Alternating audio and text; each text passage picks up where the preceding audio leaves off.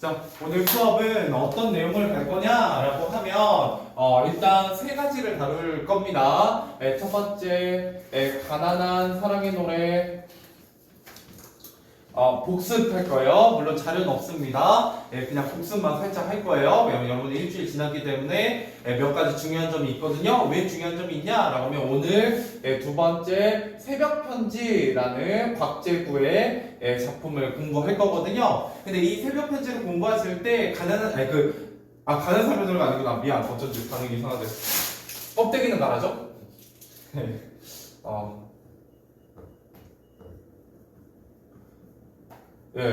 저도 잠 깬 지가 얼마 안 돼가지고 자, 껍데기는 가라를 복습할 거고요. 그다음에 새벽 편지 얘기할 건데 이 둘 사이에 공통점 같은 게 좀 있어요. 그래서 이런 걸 좀 다루면서 얘기를 하기 위해서 껍데기는 가라 살짝만 복습을 할 겁니다. 그 다음에 이거 하고 나면 세 번째 뭐를 얘기할 거냐면 제가 아까 수영이한테는 좀 일찍 와서 얘기했지만 아마 문법 부분에서 우리가 지금 이어진 문장, 아는 문장까지 끝났잖아요. 그 다음에 마더통에 보시면 그 다음 내용이 뭐냐면 우리가 여름방학 때 제가 거의 3주에 걸쳐서 열심히 해놓은 아마 문장 요소학과 시험에 나올 가능성이 매우 높습니다. 지금 제가 보기에는 중앙고는 그 마더텅을 기준으로 해서 뭐를 준비시키는 거냐면 수능을 준비시키는 거에 가깝거든요. 그래서 수능에서는 중세국어나 고대국어나 근대국어 같은 어떤 국어사와 관련된 얘기는 잘 나온다 안 나온다? 잘 안 나와요. 문제가 잘 안 나오거든요. 그렇기 때문에 이제 그 문장 성분, 문장의 짜임, 그죠? 그 다음에 있는 문장 요소가 뭐냐라고 했을 때 시제, 높임, 그 다음에 피동사동, 그 다음에 보통 시제, 보통 상까지 들어가는 경우가 있고요. 상, 상은 완료상, 진행상이라고 하는 동작상을 얘기해요. 그 다음에 마지막으로 보통 인용 이렇게 하고요. 그 다음에 여기에 하나 더 더한다면 부정표현까지 해서 여기가 문장 요소입니다. 여기까지. 그래서 아마 이게 기말고사일 확률이 제가 보기엔 굉장히 높아요. 거의 여기가 문법, 우리가 매번 마더텅 가지고 문법 했던 부분이 이제 영어가 남았거든요. 뭐 담화나 국어사는 아마 안 나올 것 같은데 원래 여러분 교과서에 8회 1단원이 중세국어예요. 그래서 혹시나 학교에서 중세국어를 다룬다고 하시면 꼭 알려주세요. 따로 또 해드릴게요. 근데 일단은 여기를 할 거고요. 근데 여름방학 때 제가 시간을 많이 들여서 영상도 막 찍으면서 열심히 했지만 지금 다 기억 저편으로 희미해져 있어요. 그래서 이거를 한 번에 드리면 나는 했으니까, 난 수업했으니까 그냥 너네 풀어라고 하면 저야 되게 편하겠지만 여러분들 입장에서 되게 당황스럽고 짜증만 나고 공부가 재미가 없습니다. 좀 풀려야 재밌잖아요. 그렇기 때문에 오늘은 문장 요소 중에서도 첫 번째 시제와 상을 다시 한번 30분 정도 개념 정리해 드릴 거예요. 끝부분에 영어 한 다음에 알겠죠? 그 다음에 오늘 받으셨지만 숙제가 나갑니다. 28문제 정도. 그래서 제가 설명드리는 개념 설명 아주 간단하게 할 거거든요. 이미 다 했던 내용이니까 아마 들으면 또 기억이 좀 날 거예요. 근데 기억이 좀 잘 안 나도 괜찮아요. 그냥 문제 풀면서 맨땅에 헤딩 좀 하시면 그 다음에 또 굴러가잖아요. 시작을 안 하면 굴러가지 않기 때문에 일단 이렇게 해서 좀 굴리겠습니다. 그래서 2주, 3주, 4주에서 천천히 굴려서 인용 표현하고 부정 표현 정도 설명할 때쯤 되면 제가 이제 여기 전체에 대한 문제들을 제공해 드리도록 하죠. 그럼 아마 여러분들은 미리미리 좀 문법을 많이 준비하고 시험에 들어가게 될 거고요. 그 다음에 마지막으로 이제 들어가기 전에 마지막으로 건남형 수영이랑 영상 보고 있는 승현이도 그렇고 혹시 그 5강도 시험 범위가 조금 더 선생님이 언급을 하시면 뭐 어떤 작품까지 나갈 것 같다 뭐 이런 얘기를 혹시 하시면 꼭 알려주시면 좋겠습니다. 왜냐면 제가 안 그러면 그때그때 복습밖에 못 하거든요. 예습이 안 되기 때문에 진도가 조금 어려운 부분이 있어요. 나가기가. 알겠죠? 자, 아무튼 됐죠? 오늘 수업 이렇게 할 겁니다. 자, 먼저 껍데기는 가라는 자료가 없어요. 지난 시간에 했던 거 떠올리시면서 가시면 되고요. 좀만 보도록 하죠. 껍데기는 가라.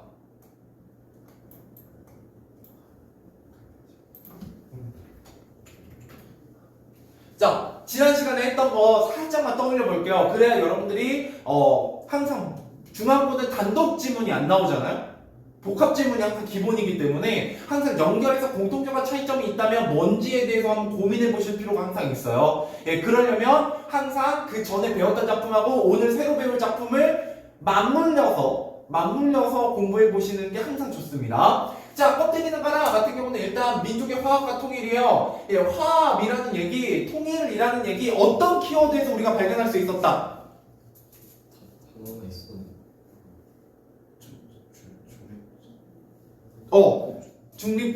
중립의 초래청에서 뭐예요?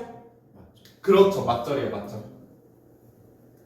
그죠? 맞절할지니 기억나시죠? 예, 오늘은 막 깊게 다시 공부하자는 게 아니라 지난 시간에 배웠던 걸 다시 한번 떠올려보자는 거예요. 오늘 제가 언급해드리는 건 당연히 이 시에서 가장 핵심 내용들입니다. 이것만큼은 꼭 알고 있어야 된다라고 얘기하는 부분이고요. 자, 맞절 나오면 다른 시에서는 어떤 걸로도 많이 나오냐면 악수 뭐 이런 행동으로도 많이 시어가 등장해요. 예, 그렇기 때문에 혹시 교과서에 없는 다른 외부 지문을 가져다가 문제를 내는 경우에는 악수 같은 게 있으면 아, 맞절하고 같은 의미구나. 예, 혹은 뭐 악수가 이제 화해를 의미하기도 하고 내적 갈등의 해소를 의미하기도 하고 뭐 이렇기도 합니다. 예, 그렇다는 건 좀 떠올려 보시면 되겠고요. 껍데기는 가라는 언제 쓰인 작품이면 1960년대 작품이라고 보시면 됩니다. 그렇기 때문에 1960년대, 70년대 이때쯤 작품이거든요. 예, 그렇기 때문에 여기에서는 일단 통일이라는 키워드로 해석하기도 해요. 왜? 여기에 뭐가 등장하기 때문에 통일을 방해하는 외세가 등장하잖아요. 그죠? 예, 그래서 어떤 외세의 도움이 없이 예, 우리끼리 우리 민족의 화합을 통해서 통일을 이루어야 된다라고 해석하기도 한다. 예, 라는 거. 그래서 이거 가끔 시험 문제로 뭐라고 나오냐면 분단이라는 키워드가 껍데기는 가라에 있는 게 아니라 뭐가 키워드가 있다? 일제강점기, 광복이라는 키워드로 바꿔서 나오기도 해요. 그러면 나름 그럴듯하거든요. 뭔가 저항했던 것 같고 뭔가 되게 중요한 역사적 사건하고 관련이 있는 작품이었던 것 같아 라고 느낌이 되지만 예, 그거는 일제강점기가 아니라 6.25 전쟁 이후의 분단입니다. 분단. 자, 그 다음에 부정적 세력의 거부라고 되어 있어요. 이 시 기본적으로 무슨 시다? 현실에 대해 그렇죠. 저항하는 저항시다 라고 얘기하게 됩니다. 네, 저항시. 그렇기 때문에 저항시라고 했을 때 어떤 거에 저항하고 있어요? 1960년대, 70년대? 그렇죠. 군부독재. 그죠? 민주화. 그렇기 때문에 뭐가 나와요? 1년의 가장 중요한 키워드는 4월이에요. 그죠? 이 4월은 뭘 의미한다? 사회부혁명은. 그죠? 그 다음에 동학역 곰나루는 뭘 의미해요? 동학운동은. 그죠? 예, 이런 것들은 바로 뭘 의미한다? 예, 알맹이라는 아우성이라는 뭐가? 뭘 의미한다? 껍데기, 아우성 이런 것들. 무슨 정신? 민족의 순수한 정신, 저항 정신, 혁명 정신을 의미한다. 이렇게 보시면 돼요.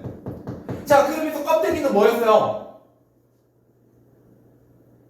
허위와 가식이었습니다. 알겠죠? 이렇게 약간 고민해보는 과정이 여러분들에게 더 기억에 남게 만들어 줄 거예요. 왜냐면 우리 지난 시간에 다 밑줄 긋고 읽어보고 했잖아. 근데 기억이 잘 안 남는다고. 예, 결국은 여러분이 떠올려 봐야 돼요. 여러분이. 일단 허위와 가식 뭐 이런 거다. 자, 그래서 이 알맹이와 껍데기는 기본적으로 이 두 개의 중요한 시어들은 뭘 이루고 있어요? 대조를 이루고 있어요. 그래서 이 시는 주로 대조가 쓰인다라고 얘기하게 됩니다. 자, 그 다음에 가라, 가라, 가라 이런 말이 반복돼요. 예, 이거는 무슨 형 어미예요? 예, 명령형 어미고요. 명령형 어미. 예, 그죠? 여기 명령형 어미. 명령형 어미라고 하면 이건 뭐랑 연결돼요? 성별이 어떻게 느껴진다? 예, 남성적으로.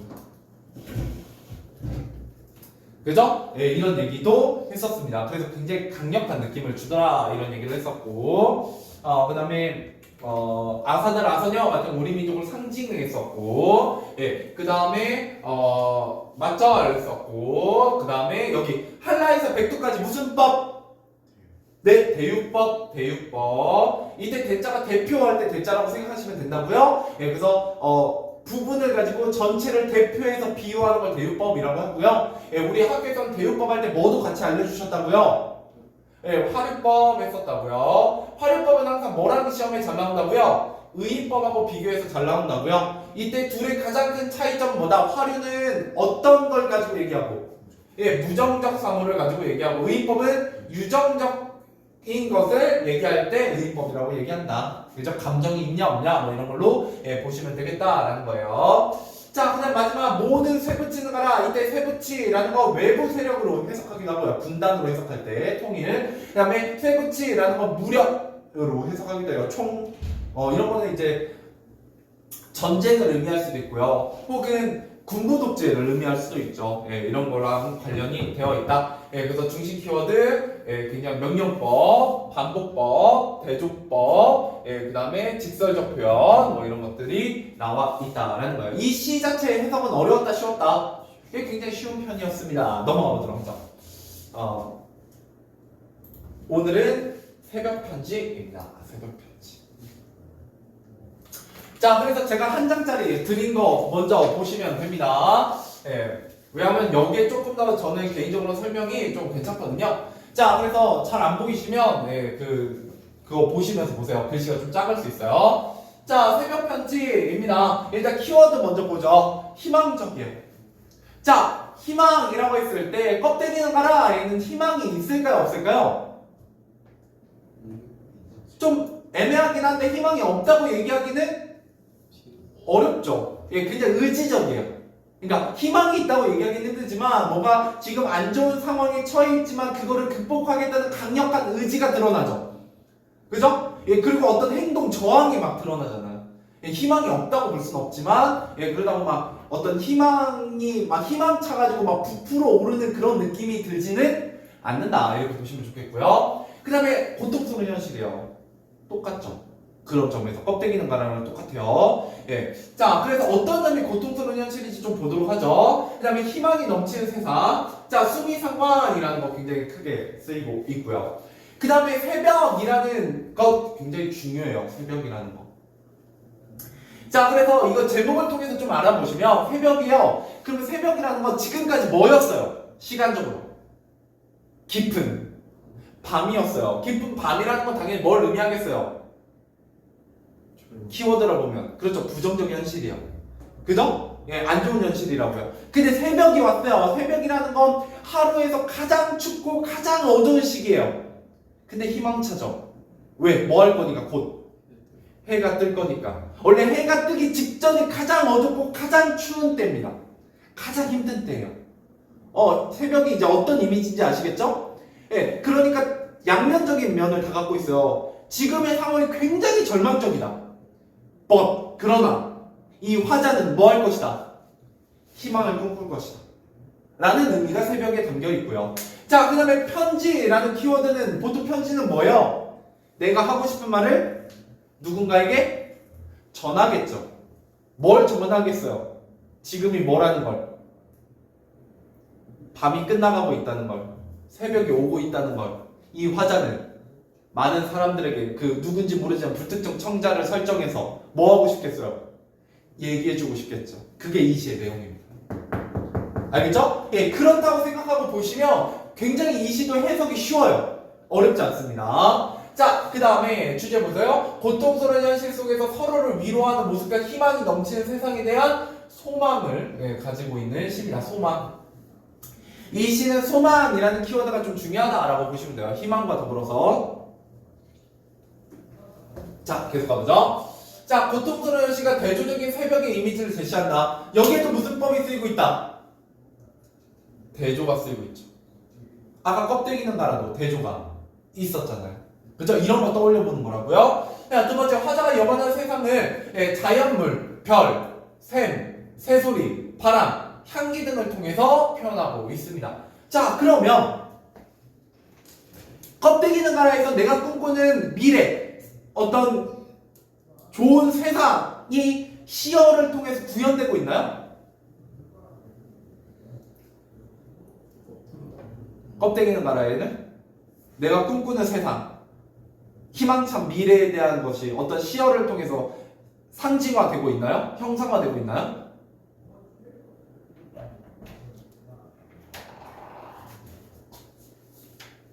있다 없다? 없어요. 예, 딱히 나오진 않습니다. 예, 그러면은 껍데기 능가는 뭐에 가깝냐면 내가 그런 세상에 도달하기까지에 필요한 어떤 여러 가지 행동이나 생각 같은 게 드러난다고 보시면 좋아요. 뭐가 없어야 된다. 껍데기 없어야 된다. 뭐를 우리가 간직해야 된다. 알맹이, 향기로운 흙가스, 아우성 이런 게 필요하다라고 얘기하는 거예요. 그에 비해서 여기서는 내가 꿈꾸는 세상, 소망하는 세상이 여러 가지 자연물을 통해서 드러납니다. 그러니까 여기에 등장하는 자연물을 나타내는 시어들은 굉장히 긍정적이고 희망적이다라고 해석하는 게 좋다는 거죠. 됐죠?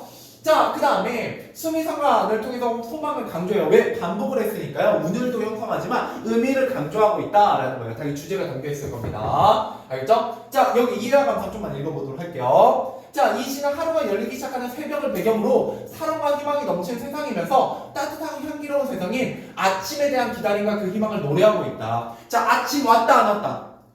안 왔어요. 그죠? 껍데기는 가라도 아직 좋은 세상이 왔다 안 왔다? 안 왔다고요. 자, 그래서 미래의 희망을, 화자는 미래의 희망을 준비하는 시간이 새벽에 깨어나 희망이 넘치는 세상에 오기를 소망한다는 내용을 편지에 담으며 따뜻한 희망의 아침을 기다리고 있다. 이 시에서 새벽은 고통을 겪어낸 사람들만이 깨어 교감하는 시간입니다. 여기 밑줄 쳐볼까요? 새벽은 고통을 겪어낸 사람들만이 깨어 교감하는 시간입니다. 이 교감을 통해서 우리는 지금 당장 힘들지만 서로를 뭐하고 있다? 위로하고 있어요. 위로. 되나요?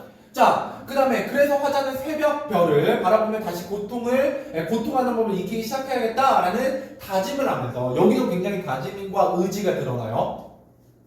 희망이 넘치는 세상에 대한 절실한 소망과 가슴 속에 담긴 사랑에 대한 뜨거운 사랑의 마음을 편지에 담는 것이다. 이와 같은 시상전개 과정을 통해 작가는 이 인생은 고통을 이겨내고 반성하는 과정을 통해 희망적이고 아름다운 순간을 맞이할 수 있다는 의미를 전달하고 있습니다. 그러면 이 시적 화자, 이 글쓴이에게 삶이랑 뭐로 가득 차 있긴 해요? 고통으로 가득 차 있기도 해요. 근데 이 고통이 필요하다, 필요 없다? 필요해요. 이 고통하는 법, 이 고통을 이겨내는 과정을 통해서 우리가 뭐 할 수 있다? 예, 포인트 중요해요. 예, 성장할 수 있다고요. 근데 여러분들 여러 가지 시 배우다 보면 시인들은 고통을 부정하나요? 그러지 않아요. 보통 고통이라는 건 뭐의 과정이라고 인식하는 경우가 많냐면 성장의 과정. 그죠? 예, 아침이 오기 위해서는 이 밤과 새벽이 필요하다고 생각한다고요.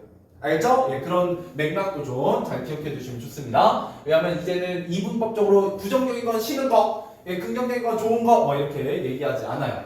자, 시 한번 가보도록 하겠습니다.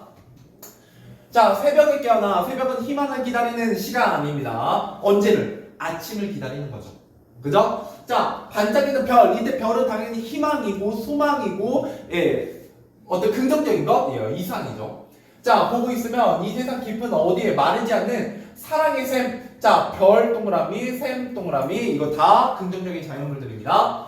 자, 이런 사랑의 샘 하나가 출렁거리고 있을 것만 같다. 내가 직접 보진 않았지만 이 세상의 사랑은 마른다, 마르지 않는다. 마르지 않을 거야 라고 굉장히 희망차게 생각하고 있다는 거예요, 이 화자는. 자, 고통과 쓰라림과 목마름의 정령들은 잠들고, 예, 눈시울이 붉어진 인간의 혼들만 깜빡이는, 그죠? 아무도 모르는 고요한 그 시각의 새벽이에요. 이 새벽은 어떤 시간이냐? 고통과 쓰라림과 목마름의 정령들이 잠든대요. 그러니까 이미 그걸 다 지나왔어요. 밤이라는 시간 다 지나왔죠. 예, 그래서 이제 그것들은 다 끝나고, 이제 그게 뭘로 바뀌는? 예, 눈시울이 붉어진 인간. 그 고통을 감내한 사람들만이 깨어서 이때 깨다라는 건 잠이 깨다는 것도 있지만 뭐가 깨기도 한 거예요? 정신이 깬 거예요. 그래서 세상을 직시하고 있는 거죠. 이 세상이 뭔가 잘못됐다. 아침은 분명히 올 거야 라고 기다리는 깨어있는 사람들이요. 이 사람들만의 혼들만 깜빡이는, 예, 그죠? 아무도 모르는 그 고요한 시각에 이 화자는 깨어있는 사람이죠. 그러면 이 편지는 누구에게 도달하고 있냐? 또 다른 깨어있는 사람들 혹은 앞으로 깰 사람들에게 전달하는 내용입니다. 자, 아름다운 새벽의 창을 열고, 예, 우리들의 가슴에 깊숙한 뜨거움과 만난다. 이때 뜨거움이라는 건, 예, 서로에 대한 사랑, 위로, 희망 이런 거죠. 자, 다시 고통하는 법을 익히기 시작해야겠다. 왜? 이 고통을 통해서 뭘 할 수 있기 때문에, 성숙할 수 있기 때문에. 지금 나는 깨어났지만 아직 깨지 못한 사람들이 많죠. 그러면 그 사람들은 지금 뭐의 한가운데 있겠어요? 고통의 한가운데 있겠죠. 아직 그걸 극복하지 못했으니까. 그래서 내가 그 사람들에게 뛰어들어서 함께 다시 고통하면서 그 사람들과 함께 어떤 아침을 맞이할 준비를 하겠다는 의미도 됩니다. 어떤 느낌인지는 아시겠죠? 자, 그래서 시작해야겠다. 뭐가 드러나요? 굉장히 의지가 드러난다고요. 자, 이제 밝아올 아침에 자유로운 새소리를 듣기 위하여 새소리. 그죠? 네, 이것도 이제 별, 샘 이런 거와 같은 의미고요. 따뜻한 햇살과 바람과 라일락 꽃향기를 위하여. 자, 어때요? 여기 두 개. 비슷한 문장 구조가 반복되기도 하고요. 문장 구조가 반복되기도 하고요. 또 여러 가지 시어들이 나열되고 있으니까 무슨 법이라고 볼 수도 있어요? 열거라고도 볼 수 있죠. 그래서 아침의 이미지가 열거되고 있습니다.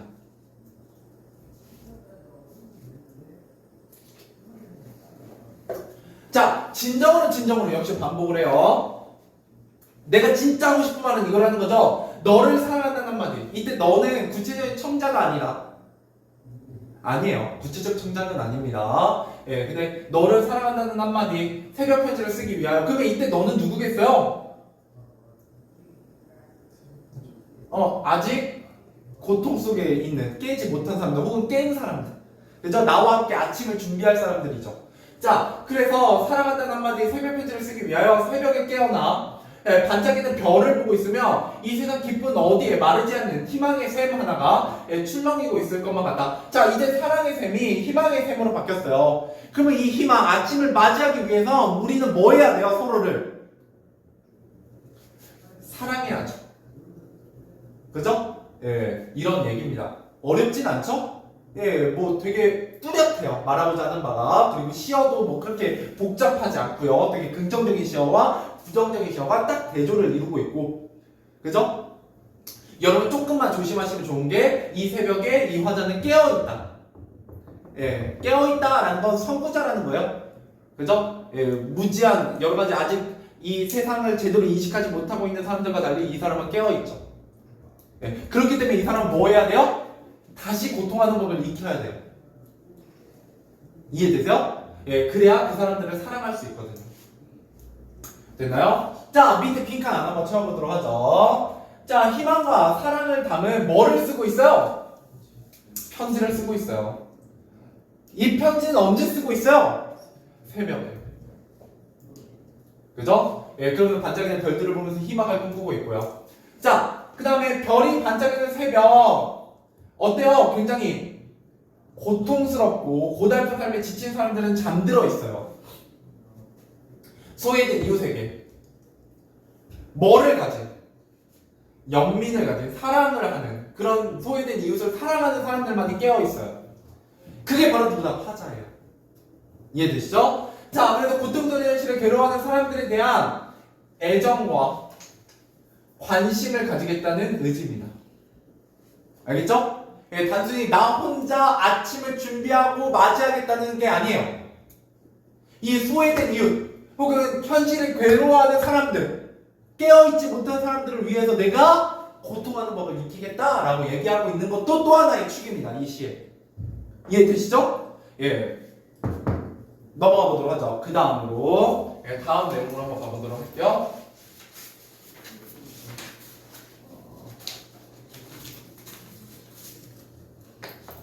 그 다음 내용은 수능 특강의 내용입니다. 참고로 이 내용이 왜 다뤄지냐라고 얘기한다면 여러분들 바로 작년 23년도 아니구나 올해 수능 특강에 실려 있었어요. 새벽 편지가. 그래서 제가 거기서 자료를 좀 찾아서 가져왔습니다.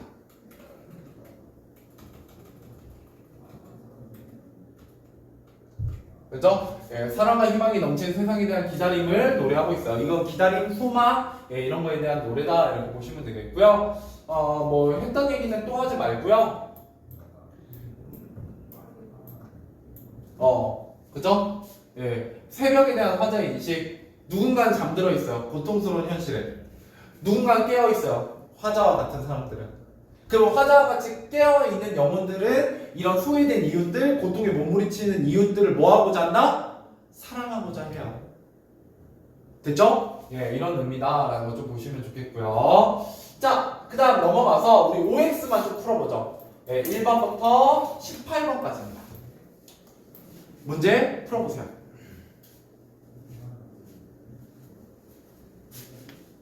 자, 그래서 제가 이제 껍데기는 가라랑 새벽 편지 OX까지만 하고 문학은 오늘 마무리하고요. 뒤에 객관식 문제 한 다여섯 문제씩 있어요. 껍데기는 가라랑 새벽 편지. 예, 그거 문제 풀어오시면 됩니다. 그러면 다음 주에 그거 문제 해설하면서 다시 한번 복습하는. 그죠? 예, 그래서 여러분들 일부러 복습하려고 안 해도 예, 계속 일주일 간격으로 예, 자동으로 복습이 되도록. 예, 그래서 원래 그 공부하는 가장 좋은 방법은 아는 내용도 일주일마다 복습하면 돼요. 가끔 선생님들이 막 그 예전에 배웠던 거지 하고 다시 잘 기억해서 얘기하시잖아요. 선생님이 뭐 대단한 게 아니고요. 선생님이 그 과목만 매년 똑같은 내용을 또 하잖아요. 그죠? 그리고 A반 들어가서 하고 B반 들어가서 하고 또 한단 말이죠. 그러니까 우리는 자동으로 복습이 돼요. 그러니까 이게 외워져. 정말 웬만한 빡대가리도 외워집니다. 예, 그러면 여러분들 어때요? 이걸 한 번 하고 나면 다음번에 복습하기가 좀 어렵죠. 다른 과목도 공부해야 되고, 그리고 다른 과목 지식이 들어오면 기존의 지식이 나가잖아. 그치? 예, 그래서 여러분들, 이제 복습을 이런 식으로 좀, 수동적으로라도 시켜드리도록 하겠습니다.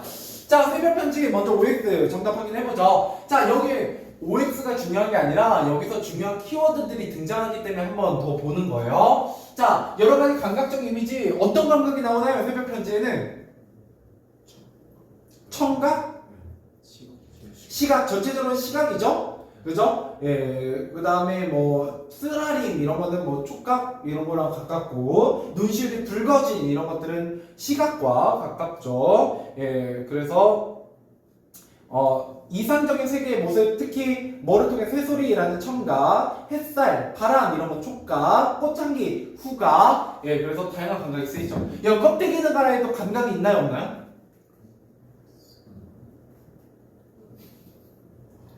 거기까지 떠올려야 진짜 공부지. 그치? 자, 쇠붙이. 그죠? 껍데기, 알맹이. 전체로 뭐 시각은 쓰인다고 볼 수는 있는데, 뭐 딱히 색깔이 드러나지는 않죠. 근데 딱 하나 있어요. 향그러미. 뭐라고 봐야 돼요? 후각. 그죠? 예, 있긴 있다. 근데 다양하냐, 여러 가지냐 라고 얘기하면 조금 애매해져요. 껍데기는 가라는. 아무튼 둘은 다 감각이 쓰인다라는 거 좀 기억해 두시면 좋겠고요. 특히 이 새벽 편지에서는 이 감각을 통해서 뭐가 드러난다? 아침이라는 이상적 세계가 잘 드러나죠. 됐죠? 자, 그 다음에 두 번째, 시어의 반복. 예, 여기서 반복은 보통 진정으로를 얘기합니다. 진정으로. 예, 그 다음에 세 번째, 비슷한 통사구조, 그죠? 예, 뭐뭐하기 위하여가 있었죠. 예, 또는 수미상관도 비슷한 통사구조 반복이라고 볼 수 있어요. 자, 그 다음에 4번. 다양한 시간 표현은 있죠? 그죠? 밤, 새벽, 아침이라는 시간 표현은 있지만 객관적이고 단호한 태도하고 거리가 멀죠? 예, 주관적인 거에 가깝고 예, 의지적이다 뭐 이런 거는 맞다고 볼 수 있는데 좀 애매합니다. 자, 그냥 수미상관 당연히 맞고요. 그죠? 예, 6번 시간적 배경 굉장히 중요하고요. 7번 대조 예, 중요하다고 했어요. 그죠? 예, 현실 밤과 아침이라는 내가 꿈꾸는 이상 세계가 대조를 이루고 있습니다. 그다음에 고통을 통해서 성숙해지고자 하는 의지 너무 좋죠. 네, 이게 이 글의 주제이기도 해요. 예, 그래서 다시 고통하는 법을 익혀야겠다라고 얘기하는 부분이 바로 그 부분이고요. 새벽은 희망이고 별은 희망이고, 그래서 고통하는 법을 이기기 시작한다는 거, 고통을 내면하여 힘든 현실에 적응하고자 하는 거요. 적응은 아니죠. 예, 저항하고자 하는 거죠. 그죠? 예, 혹은 그 잠들어 있는 사람들을 깨우고자 하는 거죠. 예, 그래서 이런 거 많이 아다르고 어다르다라는 거 좀 알고 계시면 좋겠고요. 자, 12번 아침 역시 사랑과 희망이 넘치는 세상이고요. 예, 새벽, 아침 모두 새소리와 햇살, 바람, 꽃향기가 있는 활기차가 아름다운 이미지죠. 예, 이런 거를 이제 감각을 통해서 다양한 감각을 통해서 드러내고 있고요. 예, 새벽 편지는 화자가 세상에 전하고자 하는 바예요. 그게 바로 뭐다? 희망의 메시지죠. 사랑의 메시지입니다. 그죠? 예, 소외된 이웃, 그죠? 이런 사람들에 대한 희망의 메시지다 이렇게 보시면 되겠습니다. 자, 그 다음에 이 시에는 의지 드러나고요. 의지라는 면에서 껍데기는 가라는 되게 비슷하고요. 그다음 청각적인 이미지가 쓰이고요. 새소리. 예, 그다음 반복 쓰입니다. 진정으로 진정으로. 예, 됐죠? 그다음에 시간적 배경. 예, 새벽에서 아침은 왔다 안 왔다 안 왔다. 미래의 상황이 소망하고 있다. 예, 미래 상황을 뭐 이렇게 보시면 되겠습니다. 자, 그러고 나면 껍데기는 가라까지 가보도록 하죠. OX 문제.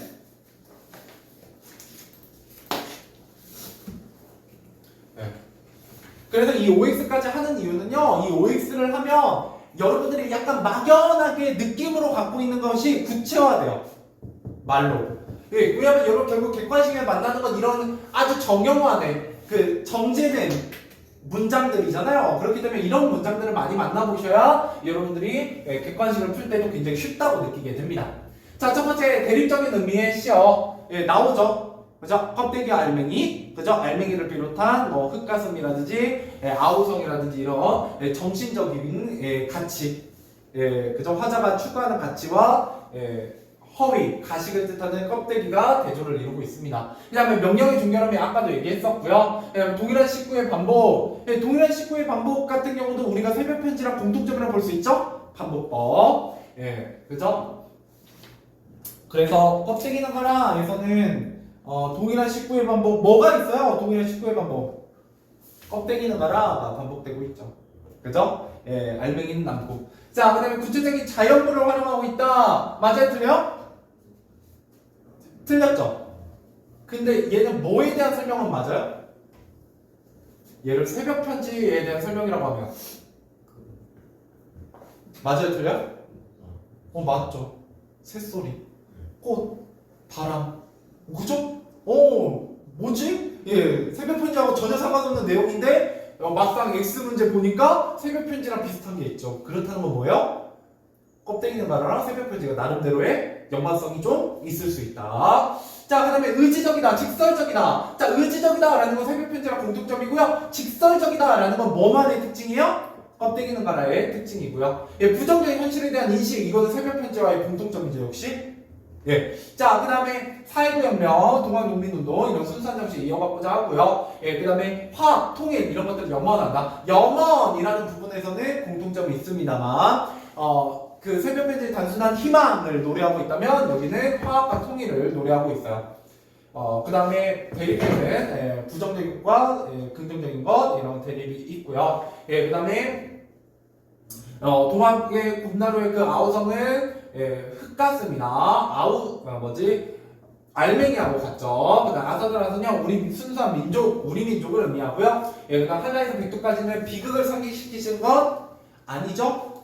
우리 민족의 삼천리, 우리 강산을 의미합니다. 자, 그다음에 여러분 제가 놓쳤던 것 중에 하나, 놓친 건 아니고 아까 복습할 때 놓쳤던 거 시적 허용이 있다. 모든 이런 건 여러분이 찾을 수 있어야 되고요. 반복법, 삶의 터전, 한라에서 백두까지입니다. 안 해도 되죠? 밑에 연결 이렇게 보시면 되겠네요. 자, 좋아요. 문법은 여기까지 하고요. 문학은 미안해요. 문학은 여기까지 하고 이제 마지막으로 오늘 숙제 나가는 문법 부분 간단하게 설명하고 끝내도록 하겠습니다. 어디에다 써보시면 좋냐면요. 제가 드린 숙제 있죠? 그 제일 뒤로 넘기시면 한번 줘볼래? 문법. 내가 문법 안 줬니? 응? 여기 있구나. 미안. 여기 있어요. 이거거든요. 시제어상. 여기에 보면 제일 뒤에 보시면 여기가 약간 이면지처럼 몇 개 쓸 수 있는 공간이 조금 있어요. 거기에다 간단하게 쓰고 오늘 마무리해보죠. 자, 오늘 뭐에 대해서 공부할 거냐? 시제와 상입니다. 오늘 잘 들으시면 그 28문제 안에 다시 반복이 돼서 실제 수능형 변형 문제로 많이 나오게 돼요. 자, 먼저 시제 가보세요. 자, 시제를 다룰 때 우리는 뭐와 뭘로 시제를 설명해요? 과거, 현재, 미래를. 그렇지. 사건시와 발화시.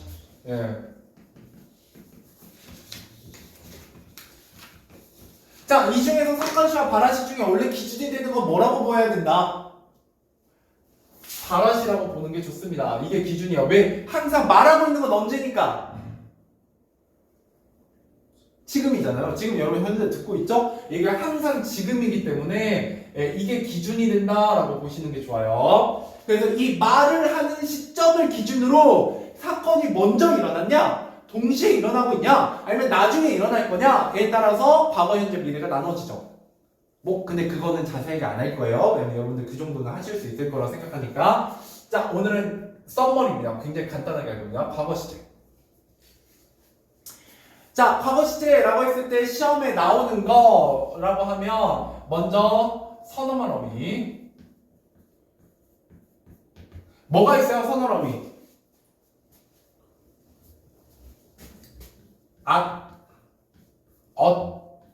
있죠? 또 뭐 있어요? 개? 먹겠다. 얘 미래죠? 예. 먹더라. 그죠? 예. 다른 거는 별로 안 다룰 거고요. 시험에 잘 나오는 것만 간단하게 할 거예요. 자, 이때 중요한 건 앞뒤로 하이픈이 붙어 있다는 건 앞뒤로 글자가 붙는다는 얘기예요. 앞에 어간이 붙고요. 뒤에 어미가 붙겠죠. 종결어미가. 자, 그랬을 때 at하고 ot은 보통 과거 시제인데 언제 쓰이기도 한다? 미래를 나타내기도 해요. 언제 미래를 나타내니?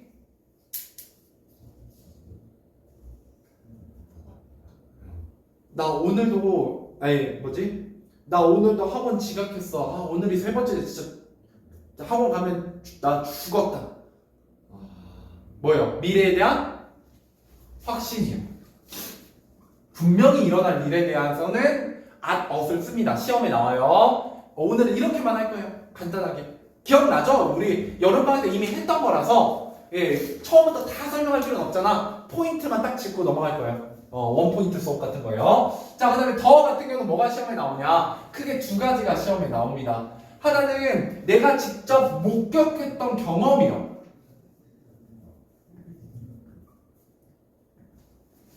야, 너 어제 그 여자랑 있더라?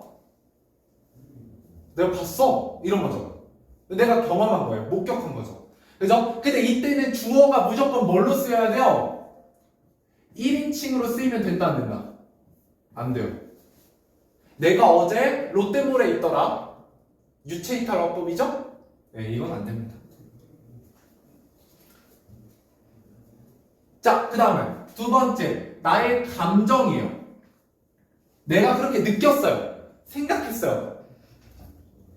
야, 네가 이번에 어떤 대회에 나가서 상을 받았다면 네가 상을 받으니까 내가 정말 기쁘더라. 그죠? 이때는 무조건 주어가 뭐예요? 1인칭이 가능해요. 시험에 나옵니다. 이거 바꿔서 나오죠? 예. 비문인 거 조심하시고요. 자, 그 다음에 과거 시제에는 역시 뭐가 있냐라고 했을 때 관형사형 전성어미가 있죠? 관형사형 어미. 여기엔 두 가지로 나뉘게 됩니다. 동사, 형용사와 서술격 조사인데 서술격 조사 그냥 안 쓸게요. 형용사 옆에다가. 자, 둘 다 공통으로 쓰이는 건 던입니다. 먹던 빵, 높던 산. 근데 시험에 뭐가 나오면 맨날 나오는 거 뭐예요? 동사에 뭐가 붙으면 과거야? 빵. 내가 어제? 그렇죠. 니은이. 형용사에 붙을 수 있다 없다? 없어요. 자, 이건 현재형까지 빨리 간 다음에 얘기해 보도록 할게요. 자, 두 번째. 현재입니다. 자, 현재는 크게 역시 두 가지가 있어요. 항상 띄고. 선어말 어미.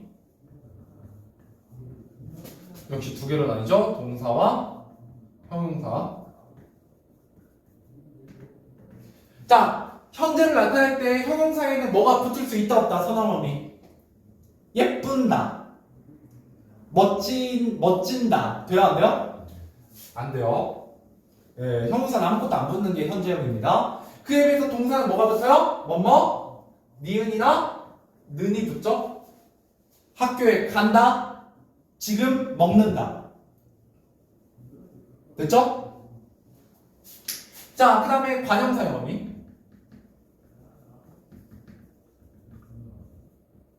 역시 동사와 형용사입니다.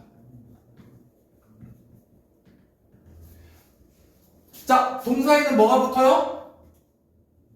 지금 뭐? 지금 뭐? 는 빵. 됐죠? 지금 먹는 빵. 자, 요거는 물론 시험에는 그렇게 안 나오는데 여러분 항상 조심하셔야 되는 건 얘랑 얘는 같은 게 아니죠? 하이픈이 붙은 게 달라요? 문법 요소가 다르죠? 얘는 선어맘이고 얘는 과정사용어미에요. 예, 이런 거 조금 조심하시고 항상 예, 형태가 똑같아도 문법이 달라요. 그 다음 두 번째 형용사는 뭐가 붙냐면 은이 붙죠. 지금 높은 산, 가장 높은 산. 왜 빨간색인지 알겠죠? 시험에 얘가 잘 나온다고요. 동사에 붙으면 과거고요. 형용사에 붙으면 현재예요. 이거 외우지 마시고요. 생각해보세요. 높은 산, 현재잖아. 먹은 빵, 과거잖아. 근데 이걸 자꾸 외워서 풀려고 하니까 오히려 헷갈린다니까? 왜 얘네가 시제가 다르지? 앞에 붙은 어간이 동사의 형용사에 따라서 달라지는 거야, 시제가. 이렇게 생각하시면 돼요. 시험에 정말 잘 나온다, 그래서. 결국 이거 무슨 문제야? 품사 문제야, 품사 문제. 너네 품사를 구분할 수 있니? 라고 물어보는 거예요. 결국은. 그래서 그 품사 아니면 이거 과정사용 어미를 선언 어미를 살짝 바꿔놔요. 말을. 그러면 틀리죠. 예, 문법 요소 조심하셔야 돼. 항상 개념어가 시험에 나온다. 개념어가. 알겠죠? 자, 그 다음에 세 번째 넘어가 보죠. 미래입니다. 미래는 선언말 어미하고 역시 관형사용 어미가 있죠.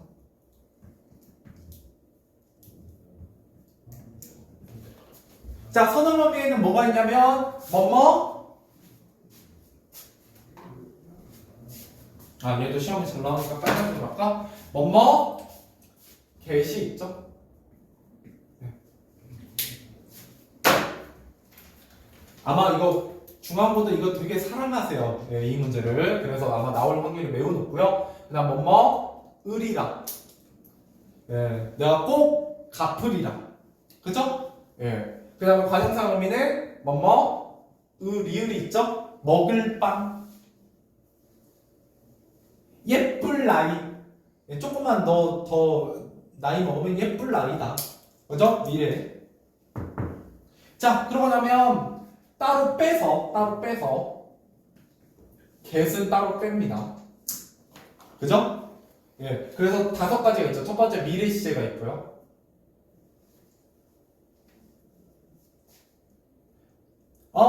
선생님 내일 글로 가겠습니다. 이런 미래죠? 예. 두 번째 뭐가 있어요? 추측이 있죠? 예상. 오늘 오후에 비가 내리겠습니다. 그죠? 자, 세 번째 뭐가 있어요? 의지가 있죠? 이번 시험은 열심히 해서 꼭 잘 맞겠다. 점수를 잘 맞겠다. 나의 의지죠.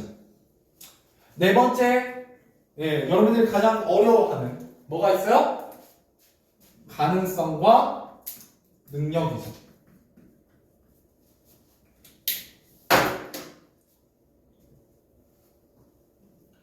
야, 그건 3살짜리도 알겠다. 이러면 추측 같기도 하다고요. 그죠? 근데 거기에 능력을 넣었을 때, 야, 그거는 3살짜리도 알 능력이 되겠다. 라는 의미잖아요? 그럼 무조건 가능성과 능력이라고요. 얘랑 잘 헷갈려요. 얘랑 잘 헷갈립니다. 구분 몇 개 풀어보시면, 계속 풀어보시면 느낌이 와요, 나중에. 예, 그냥 마지막 5번째, 완곡한 표현이 있죠. 자, 이때 완곡한 표현이라는 건 뭐예요? 문 좀 닫아주겠니? 꼭 그럴 때 get을 넣어요. 그죠? 예, 그럴 때 완곡한 표현입니다. 이때 get. 자, 여기까지 하면 시제는 끝입니다. 시험에 잘 나오는 거 다 했어요. 예. 됐죠? 물론 이거 말고도 나올 수 있지만 웬만하면 여기 안에서 7, 80%가 걸려 들어갑니다. 됐죠? 간단하고요. 자, 이제 마지막으로 동작상만 하고 마무리할게요.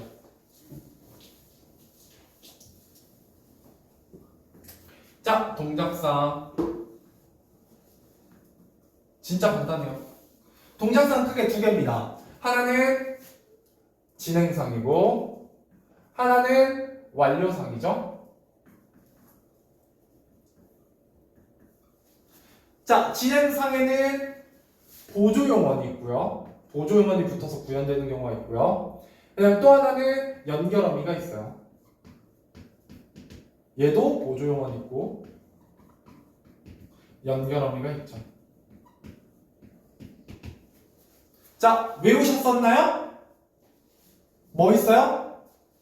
지금 거기로 고 있다. 그죠?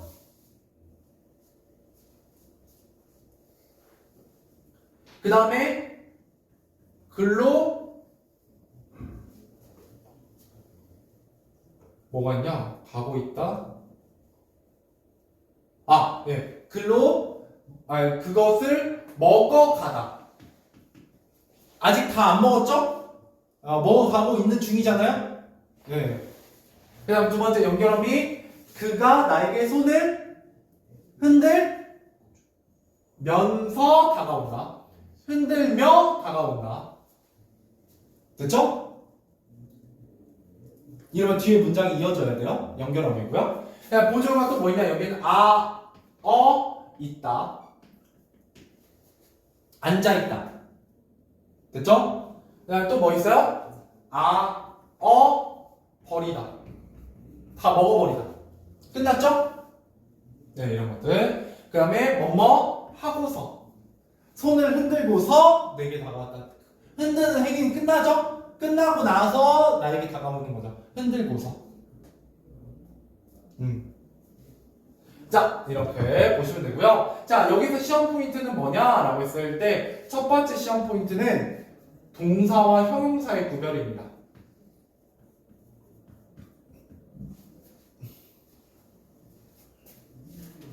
자, 진행상이나 완료상은 형용사가 쓰일 수 있다 없다? 생각해보세요. 예쁘고 있다. 예뻐버렸다. 이상하죠 좀. 네, 형용사가 안 돼요. 동사만 됩니다. 동작상은. 됐죠? 두 번째. 여기까지가 시험 포인트예요. 자, 동작상의 시험 포인트가 뭐가 있냐라고 얘기하신다면 이게 있어요. 중의적 표현.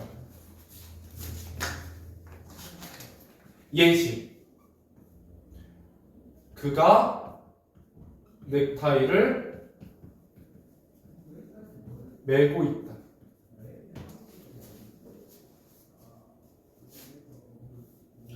자, 진행상이에요, 완료상이에요?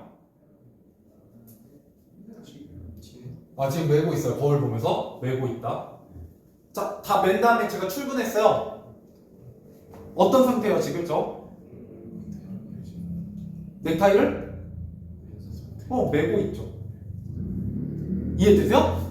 매고 있다. 그가 넥타이를 매고 있다가 진행상일 수도 있고 완료상. 두 개 다 중의적. 이해되세요? 자, 이거는 약간 뭐랑 관련이 있냐? 이 A가 빠졌다.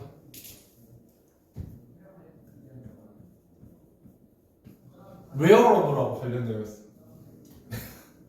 그러니까 무슨 말이냐면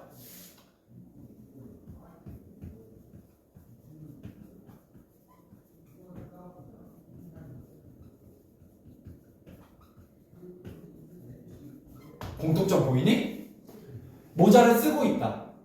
지금 쓰고 있는 중일 수도 있고 쓴 상태를 얘기할 수도 하죠. 또는 신발을 신고 있는 중일 수도 있고 이미 완료한 상태일 수도 있죠. 신고 있을 수도 있죠. 자, 얘네들의 공통점 뭐예요? 매다, 쓰다, 신다 다 뭐야? wearable.